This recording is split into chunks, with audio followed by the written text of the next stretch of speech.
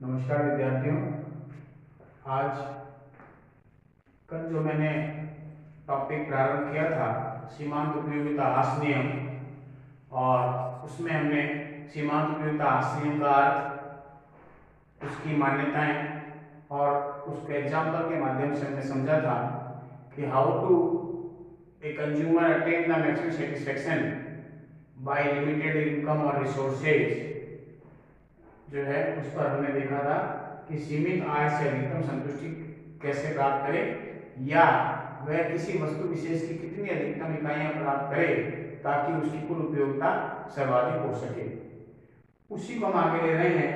जैसा कि कल मैंने अपने व्याख्यान में आपको बताया था कि ये उपयोगिता मापन के गणनावाचक दृष्टिकोण पर आधारित कंसेप्ट है, जो कि एच गॉसियन के द्वारा दिया गया। मार्शल ने इसको साइंटिफिकली डेवलप किया और उन्होंने बताया कि अगर अन्य बातें समान रहे और एक उपभोक्ता लगातार किसी वस्तु विशेष की विभिन्न इकाइयों का अगर उपभोग करता है लगातार, तो प्रत्येक इकाई से मिलने वाली सीमांत उपयोगिता क्रमशः गिरती प्राप्त होती है। आज हम उसी को आगे बढ़ाते हुए कि what are the main causes of applicable of law of DME, यानी सीमांत उपयोगिता आश्रित लागू होने के क्या कारण हो सकते हैं, कौन कौन से कारण इसके लिए उत्तरदायी हैं, उस पर हम चर्चा करेंगे। तो सबसे पहला है decline in intensity of wants. देखिए, किसी भी वस्तु की जो उपयोगिता है वो आवश्यकता की तीव्रता पर निर्भर करती है, और आवश्यकता की तीव्रता का मतलब अर्थशास्त्र में ये है कि उपभोक्ता किसी वस्तु विशेष को प्राप्त करने के लिए कितना लालायित रहता है, उसे इंटेंसिटी ऑफ वांट्स कहते हैं। तो अधिक तीव्रता वाली आवश्यकता को सबसे पहले पूरा करना चाहेगा, कम तीव्रता वाली आवश्यकता को बाद में पूरा करना चाहेगा, यानी वो भी प्राथमिकता निर्धारित कर लेता है कि पहले मुझे कौन सी आवश्यकता को संतुष्ट करना है, फिर दूसरे को करना। उसका रीजन बिल्कुल साफ है कि उसकी आवश्यकताएं जो है अनंत होती है और उसके पास उन आवश्यकताओं को पूरा करने के लिए उपलब्ध संसाधन या आय सीमित होते हैं। तो ऐसी स्थिति में जब उपभोक्ता जिसकी आवश्यकता की तीव्रता अधिक है, जिस वस्तु को सबसे पहले वो प्राप्त करना चाहेगा, तो आय का वो भाग उस पर वो अपना सबसे पहले व्यय करेगा, और जब उस पर व्यय करेगा तो उस वस्तु की अधिक मात्रा उसके पास आ जाने से जो है क्या हो जाएगा, उसकी तीव्रता में कमी हो जाएगी। इसीलिए एक निश्चित मात्रा के बाद में सीमांत उपयोगिता ह्रास नियम प्रारंभ हो जाएगा, यानी उसकी प्रत्येक अगली इकाई से मिलने वाली सीमांत उपयोगिता गिरती हुई प्राप्त होने लग जाएगी। Number 2, particular want can be satisfied. देखिए, आवश्यकता अनंत है और साधन सीमित है। जैसा कि प्रोफेसर रॉबिन्स ने अपने अर्थशास्त्र की जो परिभाषाएं दी सीमितता संबंधी, उसमें बताया था कि कंज्यूमर के बिहेवियर क्या है कि चॉइस ऑफ सिलेक्शन, चुनाव की समस्या आती है। Unlimited wants, limited resources, but the resources has the alternative use. उनके वैकल्पिक प्रयोग होते हैं, चुनाव की समस्या थी किसको पूरा करें, इसलिए सभी आवश्यकताओं को एक साथ पूरा नहीं किया जा सकता। इसलिए जिस आवश्यकता, लेकिन एक समय विशेष में एक आवश्यकता को पूरा किया जा सकता है, ऐसी स्थिति में जब उस जिसको सबसे पहले वो पूरा करना चाह रहा है उस पर जब वो आय का बड़ा भाग व्यय करेगा और उस वस्तु की अधिक मात्रा उसके पास आ जाएगी, तो उससे मिलने वाली जो उपयोगिता वो क्या हो जाएगी, लगातार कम हो जाएगी। और number 3, commodities are not perfectly substitute to each other. उपभोग की जाने वाली जो वस्तुएं हैं वो एक दूसरे की परफेक्टली यानी पूर्ण स्थानापन्न नहीं होती, बल्कि उसकी निकट स्थानापन्न होती है।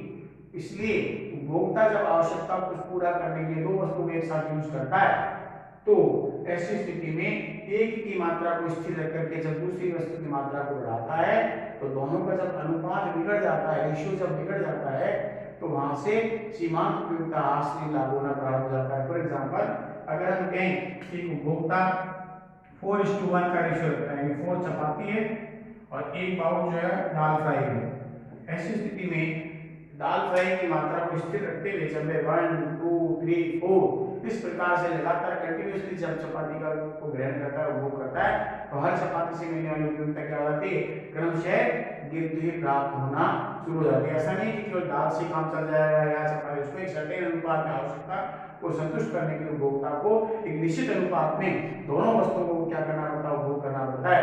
तो ऐसी स्थिति में जब वस्तु एक दूसरे की पूर्ण स्थानापन्न नहीं होती, तो ऐसी स्थिति में सीमांत उपयोगिता ह्रास नियम प्रारंभ होना लग जाता है। उसके बाद में exceptions of law of diminishing marginal, सीमांत विपरीत के वो परिस्थितियां जिसमें ये लागू नहीं होता, those conditions where law of DMU does not apply. कौन कौन सी है? सबसे पहला है consumed units are small size, यदि उपभोग की जाने वाली जो इकाई है उसका आकार परफेक्टली नहीं, जैसे हम कहते हैं cup of tea, glass of milk, mug of coffee, all these are the जो है एक्यूरेट साइज या appropriate size for the consumption. लेकिन अगर ऐसा हो कि एक व्यक्ति को प्यास लगी है, उसको पानी ड्रॉपर से पिलाया जाए या चम्मच से पिलाया जाए, तो ऐसी स्थिति में उपयोगिता गिरने के स्थान पर क्या हो जाएगी, उसकी बढ़ जाएगी और ज्यादा उसकी प्यास जो है वो उसमें तीव्रता बढ़ जाएगी। इसलिए कहते हैं उपभोग की जाने वाली इकाई कैसे होनी चाहिए, छोटी नहीं होनी चाहिए, स्मॉल साइज की नहीं होनी चाहिए। नंबर 2 एंटीक आइटम, जैसे ओवर पेंटिंग्स वगैरह है और ये एंटीक आइटम्स आते हैं, इसके बारे में अर्थशास्त्र भी कहते हैं कि सीमांत विपरीत दार्शनिक क्रियाशील नहीं होता। क्यों नहीं होता? क्योंकि इनकी जितनी ऊंचा मूल्य होता है तो लोग उसको और अधिक खरीदना चाहते हैं, जो जिनका काम ये है कि वो एंटीक आइटम्स को रखना चाहते हैं और वो जो है उसको पसंद करते हैं। कहते हैं एंटीक आइटम्स जिन लोगों के पास जितने ज्यादा आएंगे उसकी उपयोगिता उसके लिए और ज्यादा बढ़ जाती है। क्यों? क्योंकि एंटीक आइटम वन पीस ही होता है, ऐसा नहीं वो 2-4 पीस होगा और उसका आगे आने वाले समय में भी उसका कोई प्रोडक्शन करके वो नए सिरे से उसको उत्पादित किया जा सके, ऐसा नहीं होता है। इसलिए यहाँ पर कहते हैं उपयुक्ता ह्रास नियम लागू नहीं होता बल्कि उपयुक्ता वृद्धि नियम लागू होता है। और नंबर 3 हॉबीज के बारे में है। अगर आदतें, कुछ व्यक्तियों की आदत होती है कि वो old postage stamp, old coins ये सब इकट्ठा करते हैं, पुराने डाक टिकटें, पुराने कलेक्शन, तो जितना अधिक व्यक्ति के पास आता रहेगा उसकी उपयोगिता उसके लिए क्या होती रहती है और अधिक बढ़ती रहती है। नंबर 4 है complementary goods. Complementary goods are those goods which are used jointly for satisfaction of the demand या सेटिस्फैक्शन ऑफ द वांट्स, यानी आवश्यकता की संतुष्टि के लिए उपभोक्ता जब वो वस्तु एक साथ उपयोग करे तो उसे हम पूरे वस्तु कहते हैं। कार के साथ पेट्रोल है, वेजिटेबल के साथ चपाती है, पेन के साथ इंक है, और भी ज्यादा कॉम्प्लीमेंट्री नेचर। कहते हैं कि अगर आप कार नंबर ऑफ कार बढ़ा रहे हैं तो you have to require the more petrol, then you can not decline the demand of the petrol, आप उसको कम नहीं कर सकते, तो दोनों की उपयोगिता बढ़ती। तो कहा जाता है पूरे वस्तु के संदर्भ में जो है सीमांत उपयोगिता असीम लागू नहीं होता।